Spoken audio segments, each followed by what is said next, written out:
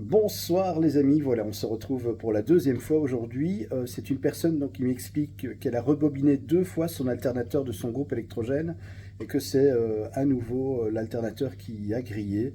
Alors il mesure évidemment des courants très importants, de l'ordre d'une quarantaine d'ampères par phase et une vingtaine d'ampères au niveau du neutre.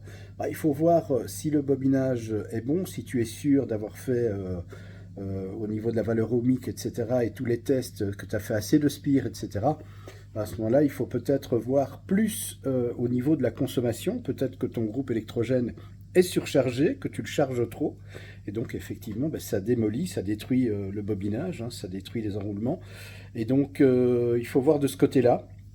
Peut-être aussi voir si ta protection, je ne sais pas ce que tu as comme groupe électrogène, donc je ne connais pas la puissance, je ne sais pas le modèle, mais voir un peu aussi au niveau de la protection, c'est un disjoncteur en général, voir si le disjoncteur n'est pas trop fort, parce que ça peut arriver effectivement, surtout si c'est un groupe électrogène peut-être qui a été réparé, peut-être qu'on a mis un disjoncteur plus fort, peut-être qu'on l'a supprimé aussi.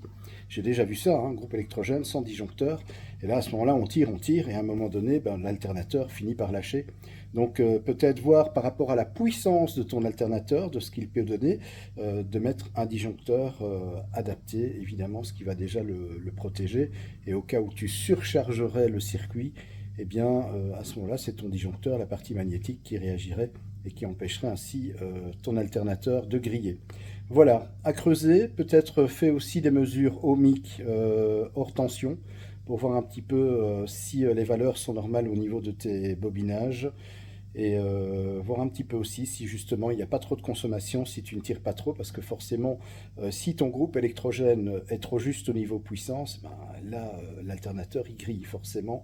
Donc revoir aussi peut-être pour se fournir un groupe électrogène d'une puissance un peu plus élevée en fonction des charges que tu y mets lorsque tu le mets sous tension. Voilà, merci d'avoir regardé cette vidéo. Je vous souhaite un très très bon week-end, une belle fin de journée. Et puis, ben, on se retrouve dans la semaine pour de nouvelles vidéos réponses en électricité. Je vous embrasse. Merci en tout cas pour vos messages. Merci aussi de l'intérêt que vous portez à cette chaîne Fabelec. Et si ce n'est déjà fait, n'oubliez pas de vous abonner. N'oubliez pas d'activer la cloche de notification. Moi, je vous embrasse et je vous retrouve donc la semaine prochaine. Bon week-end.